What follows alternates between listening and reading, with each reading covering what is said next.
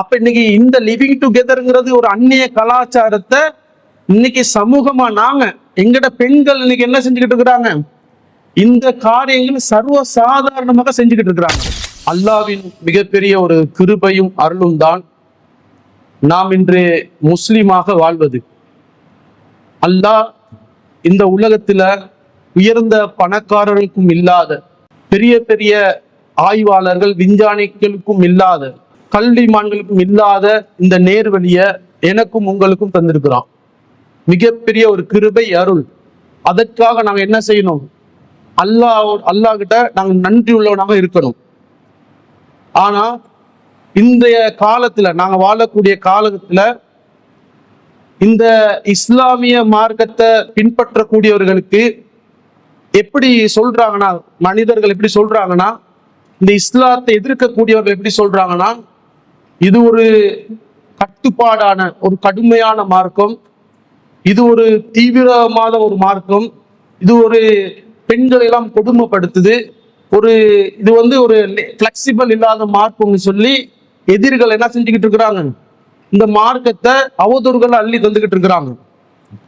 ஆனால் இந்த இஸ்லாமிய மார்க்கத்தை நாங்க சரியாக கற்றோம்னா, சரியா நாங்க தேடி பார்த்தோம்னா, ஒரு அழகான ஒரு சிறந்த நேர்வழியா அல்லாஹ் எங்களுக்கு தந்திருப்பான். இன்னைக்கு இஸ்லாமிய சமூகம் எப்படி இருக்கிறோம்னா, இந்த நாங்க மார்க்கத்தை ஒரு கலாச்சாரமாக, ஒரு சடங்குகளாகத்தான் நாங்க இஸ்லாத மார்க்கத்தை பின்பற்றிக்கிட்டு இருக்கிறோம். ஏன் நீ பார்த்தீங்கன்னா, எங்கட முன்னோர்கள் எங்களுக்கு முன்னுக்கு வந்தவங்க எதை செஞ்சாங்களோ, எதை மார்க்கம் சொல்லி காட்டினாங்களோ, அதே மாதிரி தான் நாங்களும் அந்த மார்க்கத்தை என்ன செஞ்சுக்கிட்டு இருக்கிறோம்? கடைபிடிச்சுக்கிட்டு இருக்கிறோம், அதை வாழ்ந்துகிட்டு இருக்கிறோம். ஏன்னா ஒவ்வொரு மதத்திலையும் அந்தந்த மதத்துல, இப்ப ஒரு கிறிஸ்துவ மதத்துல பிறந்தானா அந்த மத கலாச்சார அடிப்படையில் அவன் வாழ்வான். அதே மாதிரி இந்து சமூகத்துல பிறந்தானா அதே மாதிரி அவர் வாழ்வாரு. பௌத்த மதத்துல பிறந்தானா அதே வாழ்வாரு. அந்த மாதிரி இஸ்லாமியர்களும் அந்த கலாச்சார ரீதியாகத்தான் இஸ்லாமிய மார்க்கத்தை பின்பற்றிட்டு வராங்க. ஆனால் இந்த மார்க்கத்தை நாங்க நடைமுறைப்படுத்தும் போது, தொழுகை, நோன்பு, அதே மாதிரி அஜ்ஜி, சதக்கா, இந்த மாதிரி காரியங்களை செய்யறாங்க. ஆனா வாழ்க்கையில எல்லா விஷயங்களும் செய்யறாங்களான்னு சொல்லி பார்க்கும்போது, இந்த இஸ்லாமிய சமூகம் ரொம்ப என்ன செய்யறாங்க? இந்த மார்க்கத்தை விட்டு தூரமா இருக்கிறாங்க.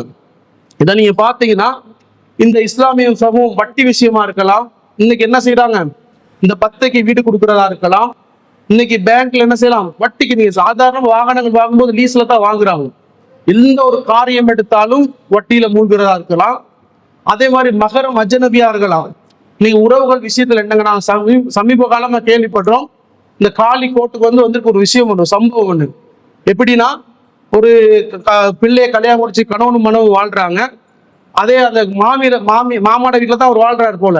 வாழும்போது மாமியார் என்ன செய்யறாங்க? அந்த பிள்ளைக்கு மகனோட மாமியாருக்கு தொடர்பாகுது. எப்படி ஒரு மாமியாருங்கிறது மகரமான உறவா மாறுது. இஸ்லாமிய சமூகம் இன்னைக்கு நடந்துட்டு இருக்க காலியார் கோட்ல எல்லாம் வழக்கை பத்தி பேசுறேன். அப்ப எந்த உள்ள இஸ்லாமிய சமூகம் இந்த மார்க்கத்தை விட்டு தூரமா இருக்குங்கிறதுக்காக நான் விளங்குறதுக்காக சொல்றேன். அப்ப அந்த அளவுக்கு என்ன செய்யறாங்க? அவங்களுக்கு தொடர்பாகி அந்த மாமியார் சொல்ல மருமோட வாழ கேட்கிறான். எவ்வளவு ஒரு கேவலமான நிலையில இஸ்லாமிய சமூகம் இருக்குதுன்னு சொல்லி நீங்க சிந்திக்கணும். அதே மாதிரி இன்னைக்கு என்ன செய்யுது? நீங்க திருமண காரியங்கள் எடுத்து பாருங்க. இன்னைக்கு திருமண ஒரு கல்யாண விஷயம் வந்தாலும் அந்த கல்யாண விஷயத்த என்ன செய்யற, அடையாளம் போடுறதுன்னு சொல்லி திருமணம் ஒண்ணு முடிக்க ஒரு 2 வருஷத்துக்கு முன்னுக்கு அடையாளங்களை போடப்பட்டு அப்படியே போன் தொடர்பா பேசப்பட்டு அந்த கல்யாணம் அப்படியே அந்த கல்யாணமே நடக்காம அது பிரிஞ்சு போற காரியம், நிறைய காரியங்கள் நாங்க பாக்குறோம். ஏன்? மார்க்க சட்டங்களை, மார்க்க வழிமுறையில சரியாக நான் நடைமுறைப்படுத்தாட்டி நிறைய அனாச்சாரங்களும் அநியாயங்களும் நடந்துகிட்டு தான் இருக்குது. என்ன காரணம்? நாங்க அந்த மார்க்கம் சொல்லக்கூடிய சட்டத்தை நிறைவேற்றல. இன்னைக்கு வெஸ்டர்ன் உலகம் எப்படி இருக்குது? இன்னைக்கு பாருங்க, நான் கிட்டத்தட்ட கேள்விப்படுறேன், எங்கட ஒரு சகோதரர் ஒருத்தர், இந்து சகோதரர், அவரோட பிள்ளை அவரோட மனைவி சிங்களவங்களா இருக்கிறாங்க, திருமணம் முடிச்சு ஒரு மகன் இருக்கிறாரு. அவரோட என்ன செய்யறோம்? லிவிங் டுகெதர்ல ஒரு இஸ்லாமிய பெண் வாழ்ந்துகிட்டு இருக்கிறா, ஒரு மலைய பெண்ணு. அவங்க மார்க்கத்துல ரொம்ப சில பேர் என்ன செய்ய மார்க்கத்தோட நெருக்கமா இருக்கிறாங்க. அவங்களோட கலாச்சாரம், அவங்களோட வாழ்க்கை நிறைய பௌத்த மக்களோட குழந்தைதான் இருப்பாங்க. லிவிங் டுகெதர்ல வாழ்ந்துகிட்டு இருக்கிறாங்க, திருமணம் முடிக்கலையா. இன்னைக்கு இஸ்லாமிய பெண்கள் சமீப காலமா இப்ப சொல்றாங்க. அப்ப இன்னைக்கு இந்த லிவிங் டுகெதர்ங்கிறது ஒரு அந்நிய கலாச்சாரத்தை இன்னைக்கு சமூகமா நாங்க எங்கட பெண்கள் இன்னைக்கு என்ன செஞ்சுக்கிட்டு இருக்கிறாங்க?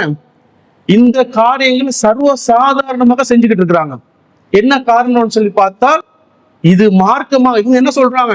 அவங்களுக்கு சுதந்திரம் இல்லை, மார்க்கம் அவங்களை அடக்கி வாழ வைக்குது, அவங்கள மார்க்கம் ஒரு கட்டுப்பாடை போட்டுக்குன்னு சொல்லி இவங்க சொல்றாங்க. ஆனா அது உண்மையான்னு சொல்லி பார்த்தால் அல்லாஹ் அப்படி வைக்கல. அல்லாஹ் எப்படி வச்சிருக்கிறான்? இந்த இஸ்லாமிய மார்க்கம் வரும்போதே பெண்ணுக்கு சமத்துவத்தை கொடுத்து, அதே மாதிரி பொருளாதாரம், சொத்துரிமை அவளுக்குள்ள ஒரு பொக்கிஷமாக இஸ்லாம் எப்படி வச்சிருக்கு நீங்க பாருங்க.